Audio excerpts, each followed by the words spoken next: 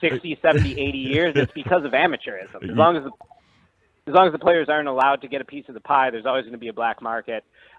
So to me, it's like what details are going to come out during this trial, and then how will the NCAA punish them. That's what's going to have a bigger impact just on the sport this year and in the future. Are there any of the big blue bloods in serious trouble here when it all comes said and done? I mean, the Kentuckys, the Kansases, the Louisville, we already know their issues there. But are we looking at some serious sanctions being handed down to some of these blue blood franchises?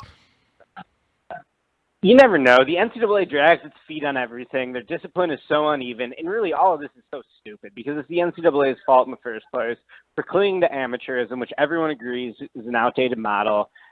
It's tough for me to sit here and say what the discipline is going to be, but I wouldn't be surprised if the NCAA does, swing a big stick and levy some punishments here. We already saw Kansas, lose to Sousa today. He was going to be a key player for them, so we'll see what else comes out, but I would not be feeling comfortable right now if I'm a Louisville fan, a Kansas fan, or any of the other programs primarily involved in this investigation. It's going to get fun. A lot of drama. It is officially basketball season, both NBA and college getting ready to go underway, and nobody better to follow than Ricky O'Donnell to SB Nation. Make sure that you guys check him out at SBN_Ricky. Make sure you follow him on Twitter. Always some great stuff. And Ricky, a pleasure talking to you, brother. Thank you so much for taking some time. Look forward to doing this again, man. Thanks for having me, Joe. You got it. Ricky O'Donnell, SBNation.com. Make sure you guys check him out. And y'all, we got to keep posted on what's happening with this trial too, because the NCAA, first of all, is one of the most corrupt organizations I think known to mankind. If you think politics is a bag of shit, they have nothing. The corrupt level that happens at the NCAA is ridiculous. I mean, don't forget, college athletics is $1 billion industry. So anytime that you're going to mess with that kind of money, yeah, the organization that oversees $1 billion, a group like this, they are going to tend to look the other way 9 times out of 10. They're only going to do what's in the best interest of the money, not necessarily the student athletes. And college basketball forever has been as corrupt as it comes. College football is just behind that. They make too much money. The college basketball and college football are the money makers for everything else on a campus, no matter what anybody tells you. That is why we will never see college athletes getting paid. They will never justify it. There is so much money at stake with these guys, and it is so damn corrupt. And then you got guys from Adidas that are paying players and paying coaches, and it's out of control. That much money is never, and I mean never, a good thing to have around amateur athletics. And I'm going to be very interested to see what happens after this trial. What do they do? Do they hope everyone forgets about it and they slap a few people on the wrist and don't ever do it again and let's move on? It's going to be fun to see what happens. But yeah, college basketball and college football, it don't get any more corrupt than that. It's almost as corrupt as our chat room right now with these lunatics that are joining us on all the platforms: Twitch, Periscope, Twitter, Facebook, YouTube. Guys, thank you very much for hanging out with us once again. Do not enter that chat room if you have thin skin. These guys bring it. They know their shit. These are not guys to mess with. They are people that you show them a little chink in that armor, man, and they will take you down. This is a rough crew in there, but they know their stuff. Not to mention, many of them are stealing corporate time right now, which we love and we applaud. So congratulations for making us a part of your day. We thank you. Do not forget also, guys, our hotline into the studio, 855-983-2255. If you want to chime in, if you can't make the phone call because you're stealing that corporate time, we completely understand, but we do want to welcome you guys and welcome those of you that are in the chat room. And thank you once again, Ricky O'Donnell, SBNation.com. Make sure you guys check him out. Some really, really great stuff on the NBA comes from SB Nation, and he's the editor for him. So when it comes to college hoops and it comes to the NBA, no better place to get your info there than with Ricky O'Donnell. All right, tonight we've got another game in the World Series. We will get to who are the favorites tonight and what's going on there after we talk a little NFL news and some breaking news and what's happening around the league. Now, if you guys didn't hear it because you were at work all day, We talked about it yesterday. Chad Kelly, the nephew of the legendary Jim Kelly, Buffalo Bills quarterback.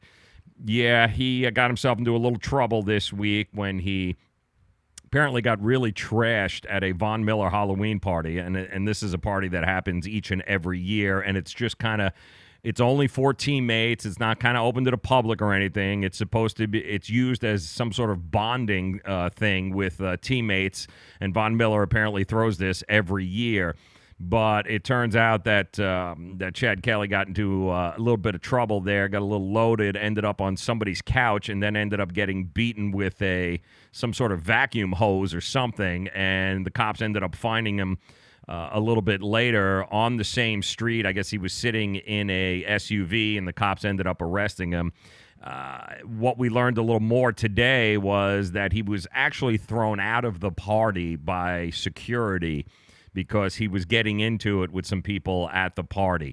And I don't understand this, but police, the reports from police are saying that he was, there was no alcohol involved. There was no alcohol in his system, which means he was either tripping balls or something was going on there that didn't settle well with Chad Kelly, because if he wasn't drunk, I'm not quite sure what was going on there, but he ends up getting into a fight, and then he's mumbling on some family's couch. He ends up getting beaten with a damn vacuum hose, and then he runs out, and now he gets tossed. This came out earlier that, in fact, according to our friend there, Ian Rappaport at the Rap Sheet, he reported that the Broncos did release Chad Kelly. They were not happy, and John Elway was not very happy with this. That makes it now, and he was kicked off a high school team, I guess a college team, and now he's been kicked off an NFL team. It's kind of the trifecta that nobody ever wants, but Chad Kelly has it.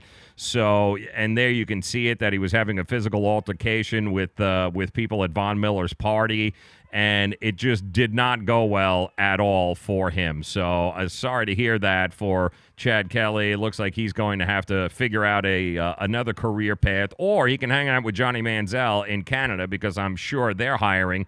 You can always head over to the Canadian Football League. It appears that there's plenty of opportunities there for them. So, but right now, Chad Kelly doesn't look like he's going to get signed, released. Don't forget, he was Mr. Irrelevant, too. He was the last pick of the NFL draft. Usually those guys usually don't make it in the NFL. And he was really just a few snaps away from taking over the quarterback position from Case Keenum in Denver. And now that's out. And I do believe, was it Hogan? Hogan is now the backup quarterback for the Denver Broncos and Case Keenum. So things went from bad to worse for the Denver Broncos organization. But Chad Kelly no longer with the Denver Broncos, and he is all out of chances. I don't know how many, there's only so long that you can ride the Jim Kelly name before you just run out of opportunities, and it'll be interesting to see what was going on there. If he didn't have any alcohol in him, what the hell were you partying with, dude, that you got violent, number one, and then number two, you were so incoherent that you ended up getting beaten with a vacuum hose, and you were hanging out on a couch in some family's living room. The whole thing is crazy to me, but it won't be. Next year, he'll be in the CFL hanging out with Johnny Manziel for sure. You can count on that. But that's it for Chad Kelly. No more in the NFL, which is unfortunate. Also, we told you yesterday, Patrick Peterson was done in Arizona. The cornerback was demanding that he be traded. In fact, he went so far as to mention a few teams that he would like to land with.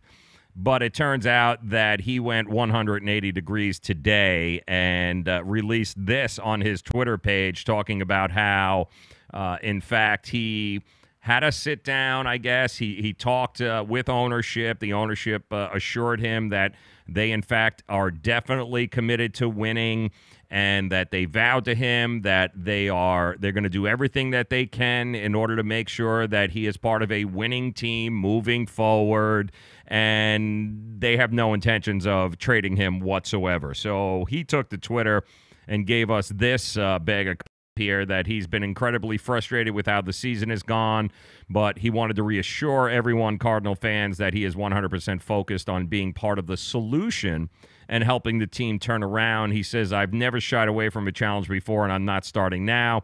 I have always given my all to the Cardinals organization, my teammates, and my fans. That is what I intend to do for the years to come. I am an Arizona Cardinal, and my focus is on this week's game until, of course, it is no longer on this week's game and they get their asses blown out, and then he'll be back to saying, trade me once again. I don't know. I mean, you guys tell me. This is not a guy that I could trust in a locker room anymore. And he is one of the team leaders here. But when your leader on defense and a guy like Patrick Peterson opens his mouth and publicly goes out and demands that he be traded because he doesn't believe in the organization, and then 48 hours later, he all of a sudden does a turnaround after a meeting with the ownership. I mean, at that particular point, if you're in the lock, can you play with this guy? Don't they almost at this point have to get rid of him? Because how can you trust a guy like that? And in the locker room, in professional athletics, man, you've got to be able to trust the dude that you are going to war with, especially on the defensive side of the ball. And if every time things go hard left, you're crying and demanding that you get traded, that's going to rub a lot of guys wrong in that locker room. So I don't know how the Cardinals are going to deal with this. I mean, I wouldn't want to trade him anyway. He's one of a handful of shutdown corners that you have in the NFL. This guy is a piece that some teams, a team like New Orleans, you add this guy on the New Orleans Saints, and all of a sudden that defense goes from, average to Super Bowl, giving a team a chance to win a Super Bowl. He's the kind of piece that could truly put a team over the edge, certainly on the defensive side of the ball. But how the hell do you trust him if you're an Arizona Cardinal now? Dude, you wanted to lead. Like, you told everybody, trade me. I don't want to be here because I'm kind of stuck with a bunch of jerk-offs here that can't win. So it's not going to get good. And I can guarantee you this whole PR thing of him putting this on Twitter, and he's trying to mend some fences in that locker room right now. And we're still only 8 weeks into the season. We're only halfway through the season. So it's going to be a very awkward remainder of the year for those that are with Patrick Peterson in the Cardinals organization. He has 2 years left on his contract with the Cardinals. $11 million next year, $12 million in 2020. And if he's going to be a member of this franchise for years to come, then there's going to have to be, over the next 12 to 18 months, some sort of contract extension. But are the Cardinals really going to give him a contract extension? I don't know. Or he'll be traded for draft picks and younger players in the next 2 years, which ultimately could be what happens. But I do think this was strictly a damage control tweet, and this whole PR stunt by the Cardinals organization going that we talked to him, everything is cool, everything is copacetic. I think that's a bag of crap. I think that was strictly just damage control on their part. Some other news around the NFL. The Dolphins tomorrow night taking on the Houston Texans, and they're going to be doing so with a bunch of wide receivers nobody's ever heard of. I mean, the guys that they announced that will be promoted from the practice squad, Leonte Carroo was promoted, and all of this because Albert Wilson it looks like he's going on IR. He's going to avoid surgery, but he is landing himself on injured reserve, which means that the Dolphins have to look for guys, anybody who can catch a ball at this point, to try and make up the difference. They are hurt in the wide receiver position. It's unbelievable. They got guys. He was a third-round pick in 2016, but he hasn't developed. He's got 10 catches for 98 yards and a touchdown in 28 games over the last 2 years. The Dolphins have already ruled out Kenny Stills for tomorrow night, which leaves Carroo, Danny Amendola, Jakeem Grant, and Devontae Parker, who at any moment can be traded right now. You want to talk about another guy that's not playing well in a locker room? Devontae Parker is... his agent comes out last week and just rips Adam Gase in the organization, and it's a total mess in the Miami locker room right now as well. So they have nobody to throw the ball to, and that hurts because Ryan Tannehill has also been ruled out, which means we got another week of Brock Osweiler. Only this time Brock Osweiler's got guys like Carroo to throw the ball to, and no Kenny Stills. Amendola, Jakeem Grant, and Devontae Parker. This is going to be a mess tomorrow for the Miami Dolphins. And in fact, interesting stat here we want to throw up for you guys regarding the Miami Dolphins in that game tomorrow. And we'll deep dive a little bit more into this game tomorrow with our friends from Wager Talk. Of course, Ralph Michaels, the legendary handicapper, he joins us each and every Thursday. He'll have some thoughts on this game tomorrow night. But Miami 1-7 against the spread in the last 8 road games, and the numbers get only worse from there. But keep that in mind. 7.5, I believe, is the number right now for the game, and it's been bouncing back between 7 and 7.5. So it might be up by 8 before it's all said and done. Also in the NFL news, Bilal Powell, one of the only, I believe, one of the only holdovers, the longest tenured New York Jet, is also been placed on injured reserve, and that could be his final.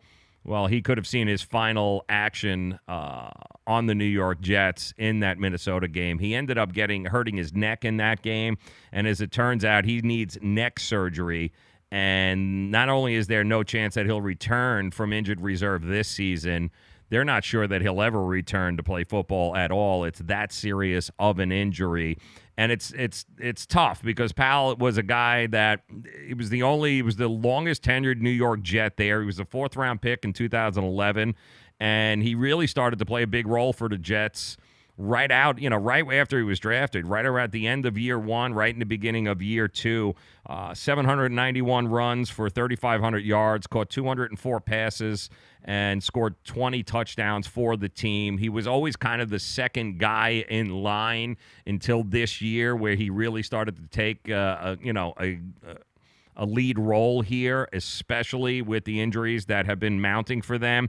And he was set for free agency next year in the offseason. It's just, the whole thing is unfortunate, but it does look like not only, and we wish him the best because I've been a big Bilal Powell fan for the New York Jets, but not only is he done with the New York Jets, but there's a very good chance that he's done in the NFL altogether now that he's going to need neck surgery. So that kind of stinks.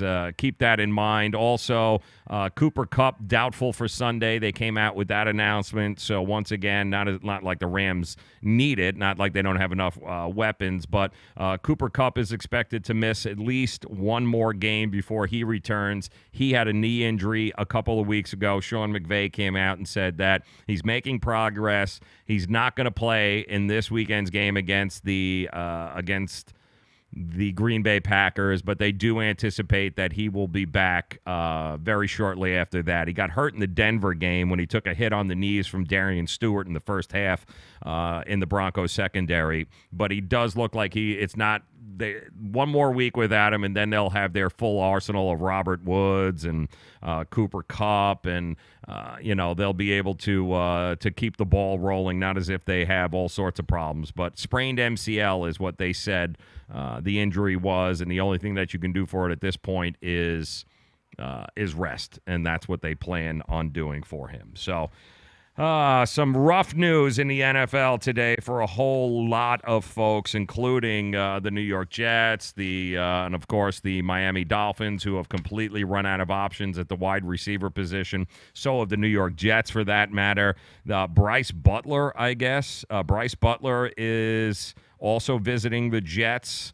They ended up signing. Who did they sign? Quincy Anua's out. Rashard Matthews. They just signed Rashard Matthews yesterday because the Titans wanted nothing to do with him. He demanded that they get rid of him, and they did rather quickly. He's been trying out for a few teams. He landed with the Jets rather. So Rashard Matthews is somebody that will be catching passes, at least Jet fans hope he'll be catching passes for him this weekend, and they may very well take a shot at Bryce Butler, who's coming from Dallas, I believe. 15 passes for 317 yards, 3 touchdowns in 13 games with the Cowboys last year. So didn't play an awful lot here. He signed with the Cowboys in early September, spent 5 games on the roster, but then they ended up saying bye-bye, certainly after they brought in Amari Cooper. So the Jets don't have any wide receivers, and the Miami Dolphins definitely don't have any wide receivers. So that should be a very, very, very interesting week for the quarterbacks, for Brock Osweiler and for Sam Darnold. So we'll see what happened in there. I do want to remind you guys, too, if you haven't done so, make sure you check out wagertalk.com. Knowledge is power, people. If you're planning on taking any action in tonight's game, the World Series Game 2, and we'll go over that here in just a second. But if you're thinking about doing that, you got to have the knowledge and you got to have access to some of the best sports handicappers in the country, and they are to you at wagertalk.com. They got free picks, they got free advice, they've got all of those handicappers from around the country all available to you just at the touch of a button. So take advantage of that. Knowledge is power. Nobody's got better knowledge than wagertalk.com. It is free. Go check it out. You guys will see exactly what we're talking about. And don't forget, tomorrow, our man will be joining us, Ralph Michaels, the legendary handicapper himself. He'll be joining us on the show 4 o'clock tomorrow, and we'll go over not only the Thursday night game, but the Saturday college football picks as well as the Sunday games. We do it each and every week, and he has been on fire lately, Ralph Michaels. So looking forward to that. Le'Veon Bell still nowhere to be found, and it doesn't look like he's going to be coming back anytime soon. That's what, $14.5 million in the franchise tag that he's just leaving out there. That's a bit of a rough one for Le'Veon Bell and for the Pittsburgh Steelers. But it's happening, whether you want to believe it or not, Pittsburgh fans. You're stuck with James Conner. Not a bad place to be stuck, by the way. The guy has been on fire this year. But if anybody's been hoping that, you know, you're going to be able to get back Le'Veon and maybe have a Le'Veon Bell and James Conner duo in the backfield, doesn't look like it's going to happen. Doesn't look like he's going to be coming back anytime soon. Tonight, Game 2 of the World Series. All right, who do you guys like? Last night, it looks like the Dodgers just didn't know what to do with themselves. Way too many mistakes ended up costing them. The Red Sox have done what they have been doing all postseason long, is nobody has been better with 2 outs and men in scoring position than the Red Sox. Just crazy. They've scored 17 more runs than the Dodgers. They've played in 2 fewer playoff games. And of the 64 runs that the Red Sox have scored in the playoffs, and this stat is just staggering, of the 64 runs the Red Sox have scored, 32 of them have come with 2 outs. And they did it again all night last night. Dodgers just kept giving them outs, and they left that door open, and that's exactly what happened, is the Red Sox walked through it. Kershaw was not the Kershaw. He had no slider whatsoever there. His fastball, couldn't place it. And you could kind of tell in the first inning, man, Mookie Betts came out there, and when he almost took his head off with that single back up the middle, you could tell Kershaw wasn't faking anybody out. They were swinging. They were getting ready to go. And the Red Sox all year long have just kind of thrown out their best players and said, okay, we're going to beat you. They won 108 games in the regular season with that mentality. And meanwhile, the Dodgers, who have been stuck in analytic hell, they kind of didn't know what the hell to do last night. They kept outthinking themselves and trying to be a step ahead of what what they were going to do, but they didn't really do anything. All they ended up doing was putting out their best people, and their best people were way better than the Dodgers last night. So Game 2 tonight, you got David Price taking the mound, row for the Dodgers. I don't know. David Price is coming off of that big victory for what? I think he won for the first time in his career as a starter in a clinching game against the Astros in the championship series. Rye is just he's been going backwards for the Dodgers. It hasn't been good at all. Last night, Dodgers win 8-4. Can Price put back-to-back starts together in these kinds of big situations and big plays and be able to get it done? I don't know. There's going to be a lot of wind tonight. The weather report calls for, I think, anywhere from 13, 14, 15 mile-per-hour winds gusting from left to right, and there's also going to be a wind chill. It's going to feel like it's in the mid-30s, which, again, is just mind-blowing that we're playing baseball in mid-30s. That's how you start playing baseball, by the way, in March when you go to spring training in a lot of places. The beginning of the season in April, once you get to Detroit and Milwaukee and different places like that, up north in New York, you go to Yankee Stadium, Shea Stadium. Those games in April, man, are like in 30, 40 degrees still. It is brutal, and it's like that again tonight. So the bullpens for both of these teams, It is still kind of flip a coin and hold your breath at times, but the numbers overall, especially over the last 30 to 60 days, have been pretty good with both of them. I do think this is a huge spot for Price at home. He is looking to erase all of those atrocious memories of the past in the playoffs, those playoff demons, and he can really kind of rewrite his entire image and his entire perspective if he goes ahead and goes out and wins tonight. I don't think there's going to be a lot of scoring tonight due to the fact because of that wind and because we're probably going to get a lot of ground balls from both of these pitchers. So my suggestion is I think the under is 8.5. That's probably not a bad way to go. I do think that we're going to see a very tightly played game. I don't think we're going to see an awful lot of runs. So the Dodgers do struggle hitting for average against lefties. We know this. They have had this problem all year long. But they did rank third in home runs against lefties. So we might see one or two long balls in this game. And this has got kind of 3-2, 2-1 written all over it. I kind of see that's where it's going to be tonight. So it'll be fun, though, if David Price, if you go up 2-0 and the Dodgers simply cannot afford to go down 2-1. They just can't do it. So, but with the weather tonight and what's going on and who's going on the mound, I would say under 8.5 is probably a very, very solid bet. Also, I would do the under 4.5 for the first 5 innings. I kind of like that bet too. Price's first 2 postseason starts at Fenway, they weren't great, but his numbers overall at home have been solid. He's under 3 in an ERA. He's got a 1.08 whip, and he faces that Dodgers team that is hitting just .216 against lefties this postseason, and they did that pretty much all year long. So if there's something that the Red Sox don't do great either in that ballpark is also hit against lefties, and that's what they're going to be doing against tonight. And he's been the Dodgers' best pitcher since returning from that groin injury in August. And they hope that he returns to form and he gives them what he kind of did the last month and a half. But neither one of these two teams hits lefties very well. You got 15-mile-an-hour winds out there. You might have a long ball here or there, but I wouldn't anticipate an awful lot of scoring. So the under 4.5 in the 5-inning bet, not a bad way to go. And then the under in total 8.5 is probably where I'd be looking. And those are the bets that I'm going to be placing here tonight. So Kelly Raspberry. Oh, my God. Kelly Raspberry joining us. Oh, good Christ almighty.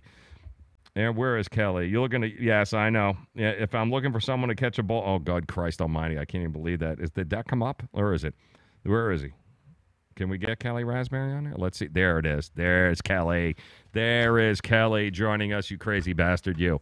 But, yes, that's where I would go tonight. But don't forget, tomorrow we're going to have you all set up for this weekend's action, including Thursday night's game, Dolphins, Houston Texans, all sorts of things that you need to know. We'll get you caught up with all of that tomorrow as our friends from WagerTalk.com join us. That being, of course, Ralph Michaels. We'll break down the games for you. But that's what you've got going on tonight. You've got about 7 or 8 NBA games. You got about 5 or 6 NHL games. You got a lot to keep you busy tonight. So keep it rolling, all right, guys? There's money to be made out there, I tell you that. But there's money to be made because of knowledge. And the more knowledge you have, the better off you're going to be. So make sure you head over to WagerTalk.com and check that out. Who else is over there? So, Onions, we love you. Thank you very much for stopping by tonight. He still want to thank you, as always, all of you lunatics in the chat room. You guys rock. Make sure also Ricky O'Donnell, SBNation.com, NBA, college hoops. Nobody covers it better than he does. Make sure you guys check him out there. That's Ricky O'Donnell, SBNation.com. Some great stuff from him today. If you missed the interview, make sure as soon as we're done here, check it out. Beginning of the show here, some great stuff about what's been happening in the NBA. Also a great take on what's been going on with the trial right now, NCAA basketball, the FBI, who's going to get slapped, who's not, who's in trouble. Some great information there. You don't want to miss that, and we want to thank Ricky O'Donnell for stopping by as well. So you guys were great. Don't end up going to any Halloween parties and losing your job like Chad Kelly. Don't do it. Come back and join us tomorrow, 4 o'clock. We'll do it all over again. We're excited. All right, it's this time of year. We got Major League Baseball, NFL, NBA, college hoops getting ready to start, college football. It's a good time to be a sports fan. So you guys enjoy the night, enjoy the game. Come back, join us tomorrow, 4 o'clock. We'll do it all over again. Thanks for making us a part of your day. We'll talk to you tomorrow, guys.